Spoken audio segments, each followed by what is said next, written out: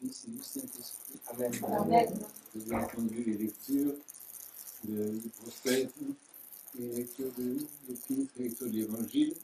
Ce qui est à souligner aujourd'hui, c'est que nous sommes entrés depuis hier dans la série des noms divins que nous découvrons chaque jour, soit au vœu comme hier, soit dans la divine liturgie, comme c'était le cas à l'instant. Et donc, demain soir, dimanche soir, lundi soir, mardi soir, mercredi soir, on va entendre les autres noms, y compris le jeudi dans la vigile de Noël, ce sera le 8e nom, dont je ne vous dis rien, vous avez la surprise. Donc chaque fois, ces noms expriment non pas, comme on l'a dit hier déjà, non pas une définition de la divinité, parce que Dieu ne se laisse pas définir. On l'a essayé, mais ça n'est jamais arrivé. Donc ce n'est pas une définition, c'est les noms expriment ce que Dieu laisse apparaître de lui-même, suivant la force des personnes qui sont là, et suivant sa propre volonté, quand il pense que c'est le moment, pense que c'est bien. Et c'est pour ça que le texte de l'Ancien Testament que nous avons entendu a un rapport avec l'Évangile. Parce que dans l'Évangile, il est question de ça, il est question de la vigilance que l'être humain, enfin nous, dans cette paroisse, la vigilance que nous pouvons avoir de façon à ce que nous soyons capables de recevoir quelque chose de Dieu. Parce qu'en fait, si vous dites, Dieu est très bon, très sage, il veut toujours se révéler aux hommes, il veut toujours se faire connaître, mais les gens ne sont pas toujours disponibles pour cette révélation. Et donc l'Évangile dit bien ça. Il dit que tu dois être vigilant, sans nous, les enfants aussi, tout le monde peut être vigilant, parce que Dieu a un cadeau pour toi. Et le cadeau que Dieu a préparé pour toi, c'est quelque chose qui révèle de lui-même. C'est pour ça que tu es très attentif, parce que tu attends qu'est-ce que Dieu va te faire comme cadeau, quelle révélation est-ce qu'il va faire de lui-même, et donc tu es là à attendre comme ça, très très très très attentif.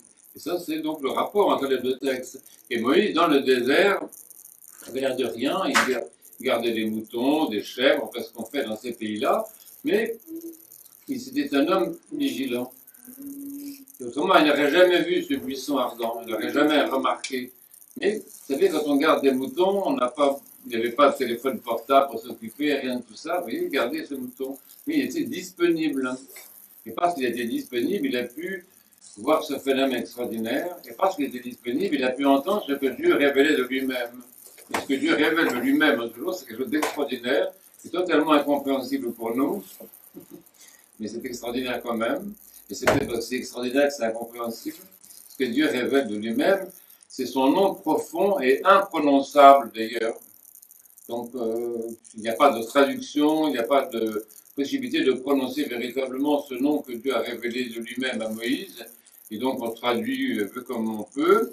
Et en fait, c'est assez important. Il dit à Moïse, je suis. Ah, vous êtes qui? Je suis. C'est-à-dire que Dieu simplement révèle à Moïse qu'il existe.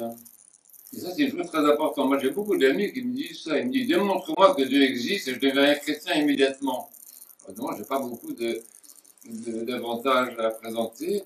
C'est pas ça du tout. C'est que l'action du Verbe, c'est le Verbe qui a parlé à Moïse.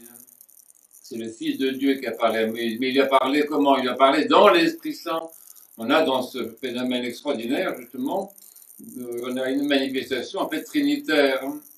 C'est-à-dire que le Fils de Dieu, qui est donc le Fils du Père, parle par la grâce du Saint-Esprit à Moïse. Et c'est pour ça que Moïse a pu entendre, non seulement entendre avec les oreilles de son corps, mais entendre aussi avec les oreilles de son cœur, vigilant comme il était, comme dit l'Évangile, il a pu entendre cette parole. C'est parce que le Saint-Esprit portait la parole du Verbe jusqu'à son cœur.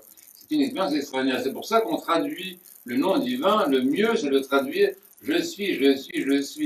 C'est-à-dire, comme on dit certains théologiens mystiques de notre Église, c'est qu'en fait, c'est comment dire, une expression insondable du mystère trinitaire de Dieu.